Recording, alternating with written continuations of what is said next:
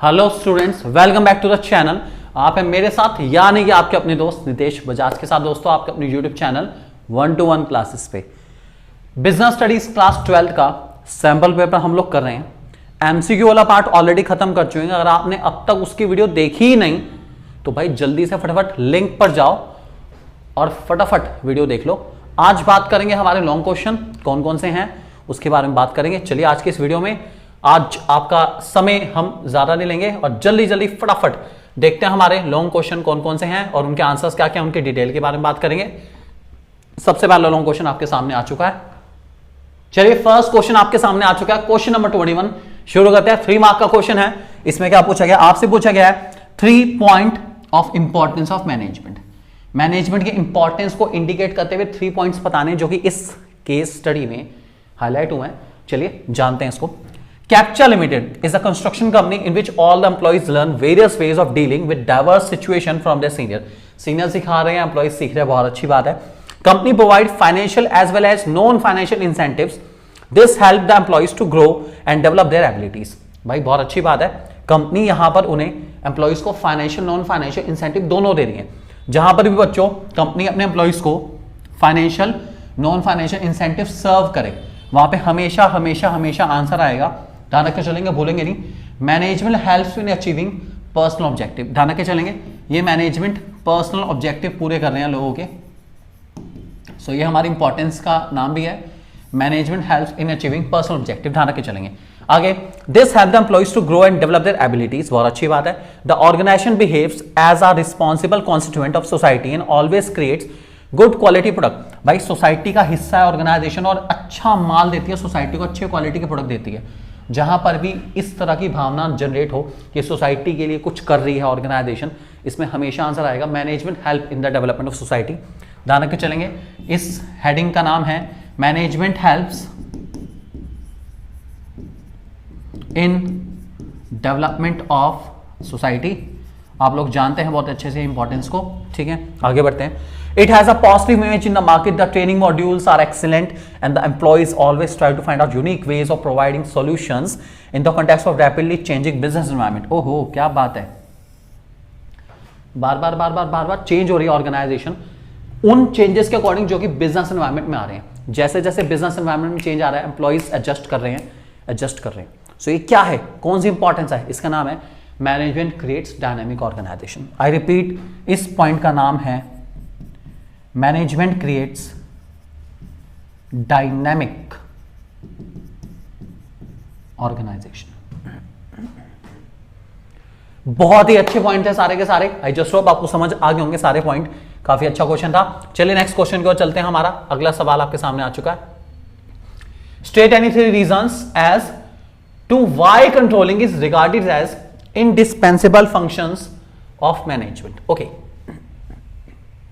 3 reason देने आपको क्यों कंट्रोलिंग मैनेजमेंट का इंडिस्पेंसिबल, मतलब एक ऐसा फंक्शन जिसको कैंसिल नहीं करा जा सकता, जिसको निभाना बहुत ज्यादा जरूरी है। क्यों है कंट्रोलिंग मैनेजमेंट का इतना इंपॉर्टेंट फंक्शन, क्या करेंगे। कोई भी 3 इंपॉर्टेंस लिख दो कंट्रोलिंग की यार, कोई से 3 लिख दो।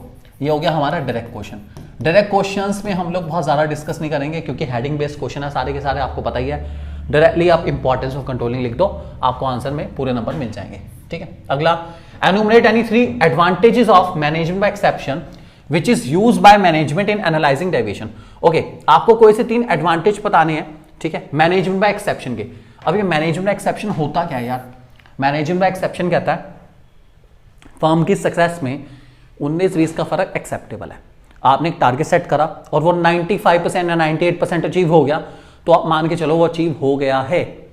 आटे में चुटकी भर नमक चलता है, छोटी छोटी बातों पे इतना बड़ा सीन बनाने की कोई जरूरत नहीं है। थोड़ा बहुत ऊपर नीचे चलता है, इट्स एक्सेप्टेबल, कोई दिक्कत नहीं। एक कंपनी अपनी रेंज बना के चलेगी जिस रेंज में डेविएशन एक्सेप्टेबल होंगी, this is called management exception. इसकी इंपॉर्टेंस क्या है, एक तो सबसे पहली बात रेंज पता चल जाती है, किस रेंज में ऑर्गेनाइजेशन अपनी डेविएशन को एक्सेप्ट करके चल सकती है। दूसरा सबसे बेटर तरीका, फर्म अपने क्रिटिकल टास्क पे फोकस कर सकती है जो कि ज्यादा जरूरी है फोकस करने। इससे मैनेजमेंट सुधरता भी है और मैनेजमेंट के काम में एफिशिएंसी भी बढ़ जाती है।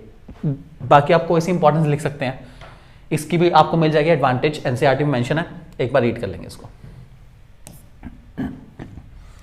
अगला question, name and explain the step of staffing process which has not been perform properly, और उसके इमीडिएट नेक्स्ट स्टेप भी बताना है। चलिए देखते हैं। Resolution private limited is a publishing company. It book on business studies for class 12 is in great demand. As a result the employees in the marketing department are always racing against time. They have to work overtime and on holidays as well to cater the demand. The work stress has led the dissatisfaction among the employees of the marketing department. भाई book की demand बहुत ज़्यादा है, workers को overtime करना पड़ रहा है अपना, और जिसकी वजह से उनमें डिससेटिस्फैक्शन सा क्रिएट हो रहा है कि यार इतना ज़्यादा बर्डन हमारे ऊपर है कि हम उस बर्डन को टैकल नहीं कर पा रहे ढंग से, वर्कर्स को ऐसा फील हो रहा है। सो आपसे पूछा गया यहाँ पे कौन सा स्टेप स्टाफिंग प्रोसेस का सही से नहीं परफॉर्म करा गया, तो इस पॉइंट का नाम है, यहाँ पर कंपनी ने अपने workforce analysis and workload analysis सही से नहीं करे। कितने लोग चाहिए, कितने लोग हमारे पास ऑलरेडी हैं, उनमें से कितने और बर्डन है। इट मीन्स कंपनी कहीं ना कहीं यहाँ पर अपनी मैन पावर रिक्वायरमेंट को सही से एस्टिमेट नहीं कर पाई। सो इस हेडिंग का नाम है हमारे पास estimating man power requirements. Company सही से मैन पावर रिक्वायरमेंट्स को एस्टिमेट नहीं कर पाई, ठीक है, यही कंपनी ने कमी छोड़ दी। सबसे पहला पॉइंट है स्टाफिंग प्रोसेस का एस्टिमेटिंग मैन पावर रिक्वायरमेंट, यही सही से नहीं करा। इसके बारे में लिख देंगे, इसमें वर्कफोर्स एनालिसिस वर्कलोड एनालिसिस होता है, उसके बारे में आपको थोड़ा बहुत लिखना पड़ेगा। अगला स्टेप इसके बाद कौन सा आता है सबको पता है। इसके बाद अगला स्टेप आता है हमारे पास रिक्रूटमेंट। सो ये हमारे इसके आंसर आएंगे, don't forget. Next question, question number 24, state any three functions of stock exchange. Function of stock exchange सबको पता है यार, स्टॉक एक्सचेंज का काम क्या है, प्राइस फिक्स करने में हेल्प करती है, इक्विटी कल्ट को प्रमोट कर रही है, सिक्योरिटी देती है ट्रांजैक्शंस की, और सबसे अच्छी बात है क्या क्या क्या, स्पेकुलेशन का स्कोप भी लेके चलती है। कोई ऐसी लिख सकते हैं, डायरेक्ट क्वेश्चन है, मोस्ट इंपॉर्टेंट है, आप डायरेक्ट क्वेश्चन को इजीली कर सकते हैं। स्टॉक एक्सचेंज के कोई से 3 फायदे, you can write it on. अगला, state the first 3 steps involve in a screen based trading for buying and selling. भाई स्क्रीन बेस्ड ट्रेडिंग का मतलब है आज के टाइम में जो ट्रेडिंग चलती है हमारी डीमैट अकाउंट वाली, जो डीमैट अकाउंट से हम लोग ट्रेडिंग करते हैं ना, शेयर्स खरीदना बेचना, तो अगर ये ट्रेडिंग हमें करनी है तो हमें कौन कौन से स्टेप्स फॉलो करने पड़ेंगे। वैसे इसके अंदर टोटल 5 स्टेप्स हैं, एनसीईआरटी में भी उनको हम लोग थोड़ा सा डिटेल में पढ़ते हैं। तो इनके 5 स्टेप का नाम है सिंपल भाषा में SOPES। शुरू के 3 स्टेप बताने हैं, मैं शॉर्ट में बता देता हूँ आप लोगों को। सबसे पहला पॉइंट है हमारा selection of broker. Broker select कर लो यार, कौन से ब्रोकर के पास आपको अकाउंट खुलवाना है, डीमैट अकाउंट। और आपके पास एक कंडीशन है कि आपके पास बैंक अकाउंट होना चाहिए और पैन कार्ड होना जरूरी है, तभी आप ब्रोकर के पास जाएंगे, तभी अकाउंट खुलेगा, नहीं तो नहीं खुल पाएगा। दूसरा हमारा ओपनिंग डीमैट अकाउंट, उससे कहो डीमैट अकाउंट खोल दे, खुल जाएगा, कोई दिक्कत नहीं, इशू नहीं, खुल जाएगा। अगला प्लेसिंग द ऑर्डर, जो शेयर आपको लेने हैं ऑर्डर प्लेस कर दो, उसके बाद आपका ऑर्डर एग्जीक्यूट हो जाएगा अगर उस रेट पर शेयर आता है तो, और उसके बाद सेटलमेंट होगी, पैसे दे दो, शेयर ले लो, कोई दिक्कत नहीं, सेटलमेंट हो जाएगी आपकी इजीली। तो शुरू के 3 पॉइंट आपको एक्सप्लेन करने हैं, डिटेल में ध्यान रख के चलेंगे। अगला हमारे पास question 45, explain the following feature of directing. Directing के 2 फीचर है, directing initiate action, directing is a continuous process. भैया असल भाषा में, रियलिटी में जो एक्शन होता है ना, फिजिकल वर्क की बात करें तो वह डायरेक्टिंग में ही स्टार्ट होता है। उससे पहले सब कुछ प्लानिंग चल रही है, रिसोर्सेज अरेंज हो रहे हैं, लेकिन अगर मैं बात करूं प्रोडक्शन होना, काम तो चल रहा है लेकिन जो प्रोडक्शन होगा, जो प्रोडक्ट निकल के आएगा वो डायरेक्टिंग में ही निकल के आएगा। So directing is the first step in which production is done. So that's why directing initiate action. Second, directing continuous process है, आपको पता ही है, जैसे प्लानिंग कंटिन्यूस है, स्टाफिंग कंटिन्यूस है, ऑर्गेनाइजिंग कंटिन्यूस है, कंट्रोलिंग कंटिन्यूस है, डायरेक्टिंग भी कंटिन्यूस है, कभी रुकती नहीं है। अगर हम चाहते हैं कि हमारा ऑर्गेनाइजेशन अच्छे से टास्क अचीव कर पाए तो हमें लोगों को डायरेक्ट करना पड़ेगा, एम्प्लॉइज को डायरेक्ट करना पड़ेगा और साइमल्टेनियसली करके चलना पड़ेगा। Leadership style autocratic, laser-fair. Autocratic आपको पता ही है, बॉस सेंटर्ड है, सिर्फ हुक्म चलेगा, जो कह दिया सो कह दिया, एक बात जो मैंने कमिटमेंट कर दी मैं किसी की नहीं सुनता। लीडर अपने आप को सलमान खान समझ के चलता है। इस लीडरशिप स्टाइल में, लीडरशिप का नाम है ऑटोक्रेटिक, सबको दबाएगा, जो मैंने कह दिया वो करना पड़ेगा, करना पड़ेगा, करना पड़ेगा, that is called autocratic leadership. और लेजर फेयर में लीडर कुछ नहीं करता, लीडर का काम है बस और बस कि भैया सब कुछ ठीक हो रहा है, बस निगरानी, वॉचमैन की तरह करता है कि सब ठीक चल रहा है ना, बस मस्ती करो, कोई दिक्कत नहीं। ये हमारी है लेजर-फेयर लीडरशिप, ध्यान रख के चलेंगे, इसको फ्री रैन के नाम से जाना जाता है। You know very well, you can explain it, direct question है। अगला, 4 limitation of using internal sources of equipment. Internal sources हमारे 2 होते हैं, एक होता है ट्रांसफर, एक होता है प्रमोशन। आप जानते हैं इस बात को। ट्रांसफर प्रमोशन के आप डिसएडवांटेज बता दो कि अगर हद से ज़्यादा ट्रांसफर होगा तो प्रोडक्टिविटी कम हो जाएगी। नई ऑर्गेनाइजेशन कभी भी इंटरनल सोर्स का यूज नहीं कर सकती, क्योंकि लोग ही नहीं है, कहाँ से ट्रांसफर प्रमोशन करेगी यार। और सबसे अच्छी बात ये दिक्कत आती है इंटरनल के अंदर कि फ्रेश टैलेंट का स्कोप खत्म हो जाता है, ठीक है, क्योंकि जो ऑलरेडी लोग हैं ऑर्गेनाइजेशन में उन्हीं में से किसी न किसी को चूज करना पड़ेगा। फ्रेश टैलेंट नहीं आएगा, फ्रेश ब्लड नहीं आएगा, ग्रोथ होने के चांसेस कम हो जाते हैं। ये सबसे बड़े नुकसान है किसके, इंटरनल सोर्सेज के। उसके अलावा कोई से 4 commonly use source of recruiting employees from outside. External के 4 पॉइंट बताने आपको, या एक्सटर्नल के 4 सोर्सेज बताने आपको। कोई से बता दो यार, बहुत सारे हैं। डायरेक्ट रिक्रूटमेंट बता सकते हो, कैजुअल कॉलर्स बता सकते हो आप लोग, एडवर्टीजमेंट बता सकते हो आप लोग, वेब पब्लिशिंग बता सकते हो आप लोग, रिकमेंडेशन एम्प्लॉयज बता सकते हो आप लोग। बहुत सारे पॉइंट है, कोई से 4 पॉइंट लिख सकते हैं। डायरेक्ट क्वेश्चन है, इजिली आप आइडेंटिफाई कर सकते हैं इसको। नेक्स्ट, आगे बढ़ने से पहले बता दूं कि भैया बहुत अमेजिंग कंटेंट के लिए, बहुत अमेजिंग स्नैपडील प्लस के लिए जो कि अपलोड हो रहे हैं और आगे भी अपलोड होते रहेंगे आप लोगों के लिए स्पेशली, आप हमारी ऐप 1-to-1 क्लासेज ऐप को डाउनलोड कर सकते हैं। 1-to-1 क्लासेज ऐप आपकी सेवा में हमेशा हाजिर। सो 1-to-1 क्लासेज ऐप को आप डाउनलोड कर सकते हैं प्ले स्टोर से, बहुत ईजिली मिल जाएगा। और आप कैसे मटेरियल एक्सेस कर सकते हैं वो मैं बता देता हूँ आपको। जैसे आप होम स्क्रीन पर आएंगे, इन 3 डॉट पे क्लिक करने पर आपके सामने ऑप्शंस खुल जाएंगे स्टडी मटेरियल के। फ्री स्टडी मटेरियल आप जैसे ही क्लिक करेंगे, यहाँ पे फ्री स्टडी मटेरियल लिखा हुआ है, ठीक है, फ्री स्टडी मटेरियल है सारा का सारा, आप वो क्लिक कर सकते हैं और उसके बाद आपको बहुत सारा कंटेंट मिल जाएगा। स्टडी मटेरियल क्लास 12th का, 11th का, हर क्लास का मिल जाएगा, आप इजिली वो देख सकते हैं देखना चाहें तो। चलिए दोस्तों आगे बढ़ते हैं हम लोग।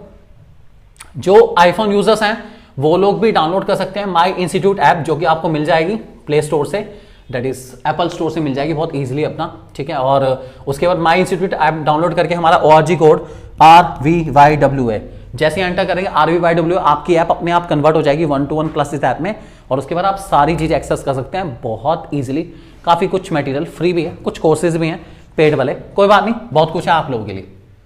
Next question number 27। Okay, Akshay is a 20-year-old student purchased a book online from XYZ Private Limited. When it was delivered, he noticed that there was no MRP mention on it. ओहो, बड़ी बुरी बात है यार। Information missing. Info missing. Product पे क्या missing है? Information missing है। Okay, he browsed the internet and found that the book was sold at different prices in different places. He filed a case. उसने केस कर दिया, ठीक है, district forum में against publisher. The court held in favour of Akshay and awarded a compensation of 10,000। State the consumer right violated in the case. जो violet हुआ है वो सुन लो ध्यान से, कंपनी के प्रोडक्ट पे इंफॉर्मेशन मिसिंग थी। कौन सा राइट वायलेट हुआ है? बड़ा सिंपल है, सबको पता है। इस राइट का नाम है राइट टू बी इन्फॉर्म्ड। जब भी कंपनी के प्रोडक्ट पे इंफॉर्मेशन मिसिंग होगी, राइट आएगा, right to be inform, don't forget. दूसरा, name and explain the right exercise by Akshay. ऐसा कौन सा राइट है जो अक्षय ने अवेल करा है? अक्षय ने केस करा, केस करने के बाद कोर्ट ने उसके फेवर में ऑब्वियस ही बात है डिसीजन दिया और उसको कंपनसेशन भी मिल गया। तो इस पॉइंट का नाम है हमारा राइट टू सीक रिड्रेसल।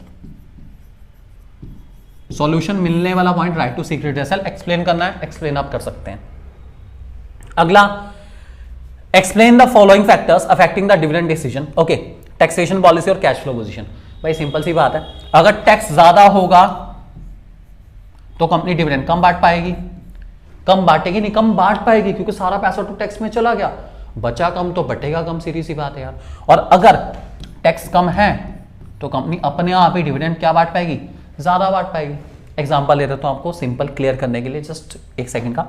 मान लो कंपनी का प्रॉफिट है 10 करोड़, ठीक है, यही प्रॉफिट पे अगर लग जाता है 30% टैक्स तो 3 करोड़ चले गए, 7 करोड़ डिस्ट्रीब्यूट हो जाएंगे। 7 करोड़ का क्या हो गया? डिविडेंड हो गया, ठीक है। और अगर कंपनी का टैक्स जो लगने वाला है सरकार की तरफ से वो लगे 10% तो 1 करोड़ चला गया, 9 करोड़ क्या बच जाएंगे? डिविडेंड। तो ऑब्वियस सी बात है 9 करोड़ इज मोर देन 7 ना, तो सीधी सी बात है अगर टैक्स कम होगा तो डिविडेंड ज्यादा बटेंगे। अगला, कैश फ्लो पोजीशन। 2 तरह की होती है, इनफ्लो आउटफ्लो। अगर इनफ्लो ज्यादा है, आउटफ्लो कम है तो पैसा बचेगा, पैसा बचेगा तो पैसा बटेगा। और अगर आउटफ्लो ज्यादा है इनफ्लो से, तो जब कंपनी के पास पैसा ही नहीं है तो भैया बांटेगी कहां से यार? सीधी सी बात है, ध्यान रख के चलेंगे। नेक्स्ट क्वेश्चन नंबर 29 आ चुका आपके सामने।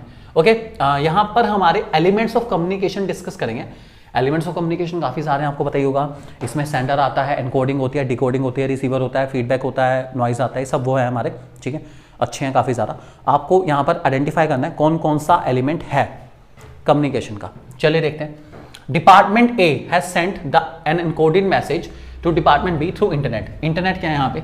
इंटरनेट है हमारा media,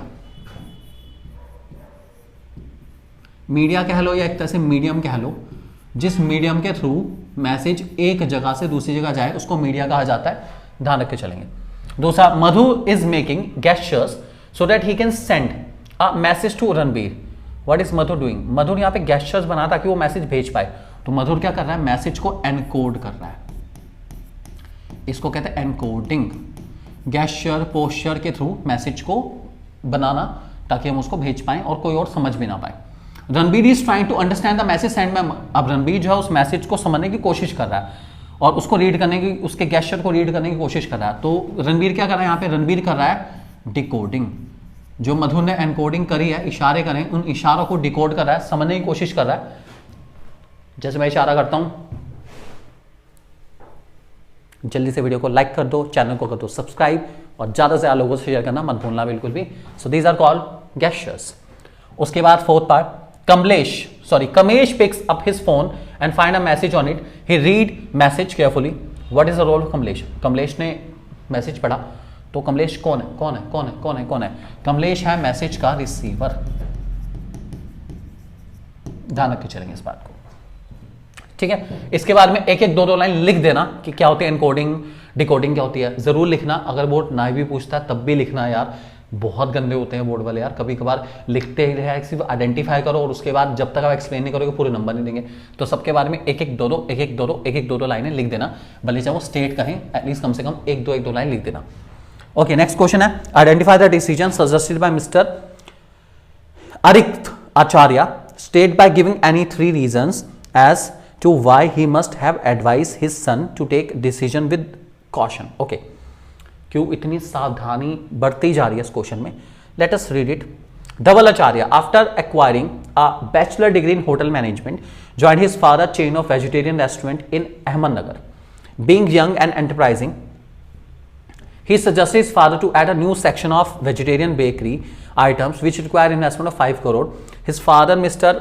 Arikt Acharya, suggested him to take the decision with caution and understood everything comprehensively as bad decision may damage the financial fortune of the business. Okay, भैया यहाँ पे जो बात चल रही है इन्वेस्टमेंट हो रही है 5 करोड़ की, इट मीन्स कहीं ना कहीं इन्वेस्टमेंट डिसीजन से रिलेटेड बात है। और सबसे बड़ी बात है, एक नया डिवीजन ऐड करने के लिए 5 करोड़ की इन्वेस्टमेंट चाहिए। तो ये जो डिसीजन यहाँ पे लिया जा रहा है, ये बात चल रही है आपके कैपिटल बजटिंग डिसीजन की। इन्वेस्टमेंट डिसीजन के 2 पार्ट हैं, आप लोग जानते हैं, ठीक है। और कैपिटल बजटिंग डिसीजन की यहाँ पे बात चल रही है, क्योंकि वर्किंग कैपिटल की तो बात ही नहीं है यहाँ पर। बात करें फिक्स कैपिटल की, नया इन्वेस्टमेंट है यार, एक नया वेंचर स्टार्ट करें, कैपिटल बजटिंग डिसीजन की बात चल रही है। और कैपिटल बजटिंग डिसीजन लेने से पहले आपको कितना सोचना पड़ता है। State by giving any 3 reasons as to why he must have to advise his son to take decision with caution. इतनी सावधानी बरतने की क्यों जरूरत है? तो भाई इसका रीजन सीधी सी बात है, huge amount of funds involve, बहुत पैसा लगता है इसके अंदर। आपने लगा दिया, उसको कवर ना कर पाए, नुकसान ही नुकसान। इरिवर्सिबल डिसीजन होते हैं, आपने एक बार जो डिसीजन इसके अंदर ले लिए वो इरिवर्सिबल है, इतनी जल्दी वापस नहीं आ पाएंगे बिल्कुल भी, ये सबसे बड़ी प्रॉब्लम है। और तीसरा सबसे ज़्यादा इंपॉर्टेंट चीज़, ये ध्यान रख के चलना, ये जो डिसीजन होते हैं ना, ये आपके फ्यूचर के ग्रोथ को, प्रॉफिट को बहुत ज़्यादा अफेक्ट करके चलते हैं, इसलिए सोच समझ के डिसीजन लेना। दैट इज़ बेसिकली आ गया हमारा thing to be consider before taking capital budgeting decision, factors to be taken into consideration before taking capital budgeting decision, ध्यान रख के चलेंगे। Next question, question 31 direct question है। Okay, method study, motion study, time study. Method, best method choose करना जिससे आपकी time saving हो और आपकी इफेक्टिवनेस एफिशिएंसी बढ़ जाए। मोशन स्टडी, अननेसेसरी मोशंस को एलिमिनेट करना ताकि आपकी एफिशिएंसी बढ़ जाए। और टाइम स्टडी, पता है सबको, एवरेज टाइम फिक्स करना, जो लोग उस टाइम में काम कर रहे हैं उनको रिटेन करो, जो उस टाइम में काम नहीं कर पा रहे हैं उनको डिटेन कर दो। Next, difference between unity of command, unity of direction and 3 basis. Unity of command, unity of direction आप लोग जानते हैं, कोई भी 3 बेसिस पे डिफरेंस दे सकते हैं। डायरेक्ट क्वेश्चन है, यूनिटी ऑफ कमांड आप लोग को पता है, ऑर्डर देने वाला एक इंसान हो तो ज़्यादा अच्छा है, ताकि ऑर्गेनाइजेशन में वही इंसान रिस्पॉन्सिबल हो और उसी इंसान को हमें रिपोर्ट करनी है। जबकि डायरेक्शन क्या कहता है, सभी लोग एक तरफ फोकस करेंगे, 1 एक्शन 1 हेड एंड 1 प्लान, ध्यान रख के चलेंगे इस बात को, ये हमारे हैं, ठीक है। डायरेक्ट क्वेश्चन है, और उसके बाद 2 principle, discipline, order, initiative, you know very well, सब शांत रहें, कमिटेड रहें काम के प्रति। Order, you need to follow order and order. What is order? Means a right place for a right thing and all the right things at right place, don't forget. And initiative means take up some new things, talk about some new things, take some new measures. So ऐसे measures को promote करना चाहिए। जब employees लेकर आते हैं उनको तारीफ करो, उन्हें प्रोत्साहित करो, उन्हें इंसेंटिव दो ताकि वो ऐसे नए नए इनिशिएटिव, नए नए थिंकिंग लेकर आएँ आपके ऑर्गेनाइजेशन में। उसके बाद उसके एफडब्ल्यू टेलर और हेनरी फ्योल के कंट्रीब्यूशन एनसीईआरटी में दे रखे हैं, लास्ट पेज पर आप आराम से देख सकते हैं इसको। डायरेक्ट क्वेश्चन है, अगला steps that are required to perform by the manager before evaluating all the possible courses of action in planning process. Evaluating से पहले वाले स्टेप्स, ओके। प्लानिंग की प्रोसेस को याद करने का शॉर्टकट आप लोगों ने वैसे ऑब्वियसली बात है याद ही होगी सबको, वो है एस डाइज इफ। सो वो कह रहे हैं इवैल्यूएशन से पहले वाले, मतलब setting objective, developing promises, identifying alternative courses of action. Evaluating से पहले वाले बताएं तो ये, अगर इवैल्यूएटिंग के बाद वाले कहते हो selecting alternative, implementing the plan and follow up action. So आप लिख सकते हैं इसको। इसके अलावा प्लानिंग के पूछे गए हैं, कैसे प्लानिंग ओवरलैपिंग को रिड्यूस करता है, कैसे प्लानिंग कंट्रोलिंग के लिए स्टैंडर्ड सेट करता है, और कैसे प्लानिंग डिसीजन मेकिंग को फैसिलिटेट करता है। डायरेक्ट क्वेश्चन है, बहुत ईजी है, इंपॉर्टेंस वाले आप लिख सकते हैं इसको बहुत ईजिली। बात करते हैं नेक्स्ट केस स्टडी हमारी। हाँ भाई केस स्टडी है भैया, yes, okay. Read the statement और आपको आंसर देना है। Tea is produce in Assam but is carried to customers not only in this state but also in other parts of the country. Carried मतलब लेके जाई जाती है, ध्यान रख के चलेंगे इस बात को। Identify explain the function of marketing that enable the marketer to achieve its goal. Okay, हर मार्केटर का गोल है कि भैया हर इंसान तक सामान पहुंच पाए। कौन सा फंक्शन मार्केटिंग का ये करेगा ट्रांसपोर्टेशन।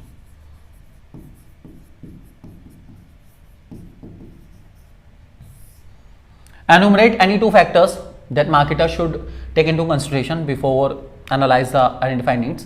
ओके, ट्रांसपोर्टेशन करने से पहले कौन कौन सी चीज़ों को आपको सोच के चलना पड़ेगा, गुड्स के नेचर क्या है, गुड्स की वैल्यू क्या है, इन सब के बारे में आपको सोच के चलना पड़ेगा। डिस्टेंस कितना लंबा है, इनके हिसाब से आपको सोच के चलना पड़ेगा। उसके बाद दूसरा है हमारे पास, paddy is grown during summer season but its demand and sale take place throughout the year. भैया पैडी सिर्फ आती है समर सीजन में, लेकिन डिमांड पूरे साल चलती रहती है। इट मीन्स गर्मी में जितनी हमने रखी है उसको स्टोर करके रखना पड़ेगा ताकि हम पूरे साल तक अनइंटरप्टेड सप्लाई कर पाएं, बिना रुके सप्लाई चलती रहे। तो कौन सा फंक्शन है मार्केटिंग का जो ये कर पाएगा? भैया इसके लिए हमारे लगेंगे वेयर हाउसेस, क्योंकि बिना वेयर हाउसिंग के मैं ये काम नहीं कर पाऊंगा। ठीक है, वेयर हाउसिंग लगेगी इसके लिए ताकि मैं स्टोर करके रख पाऊँ, और जब डिमांड आए, पूरे साल डिमांड आएगी, मैं उसको पूरे साल अनइंटरप्टेड सप्लाई देता रहूँगा। स्टोर करके रखना पड़ेगा पूरे साल के लिए, ध्यान रख के चलिए। 2 रीजन बताने हैं। Proper discharge of function of important, क्यों है इंपॉर्टेंट भैया? अनइंटरप्टेड सप्लाई के लिए बहुत जरूरी है वेयर हाउस मेंटेन करना। और सबसे बड़ी बात है, फर्म प्रोडक्शन कंटिन्यू रखती है, कंटिन्यूएशन के लिए भी वेयर हाउस चाहिए ताकि स्टोर करके रखा जा सके और डिमांड आने पर इनको फुलफिल करा जा सके। ध्यान रख के चलेंगे। And finally the last question of today, identify and state the organisation structure adopted by the company. Organisation structure बताना है कौन सा है? 2 होते हैं, फंक्शनल डिवीजन, इनमें से पहचानेंगे कौन से वाला है। State 2 benefits and 2 limitation of the structure, ठीक है, बता देंगे थोड़ा बहुत इसके बारे में। Diligent Developers, a website design company in Bangalore, is a startup initiative of Mr. Maniraj, which aims at achieving a profit margin of 10% on its first year. Mr. Maniraj appointed Mr. Advait as the digital marketing head, Mr. Kiyansh as the head of backend department, and Mr. Nirved headed by the graphic designing department. Since each head was specialized in specific skill, is resulted in increase in efficiency and better coordination. However, problem arise when the Mr. Advait started considering group objectives superior to the organization objective and stop exchanging information with Kiyansh and Mr. Nirved. The company had to bear the brunt of lack of coordination and was unable to achieve its objective. Okay, structure जो चल रहा है बड़ा simple है। इसमें company एक ही चीज़ बना रही है, बेसिकली मल्टी तो नहीं कर रही है, एक ही प्रोडक्ट बना रही है। तो यहाँ पे जो स्ट्रक्चर है उसका नाम है फंक्शन स्ट्रक्चर। ठीक है, ध्यान रख के चलेंगे। फंक्शनल के 2 बेनिफिट 2 लिमिटेशन बता दी। बेनिफिट यही है यार, ये रहा, बहुत सिंपल है अपना।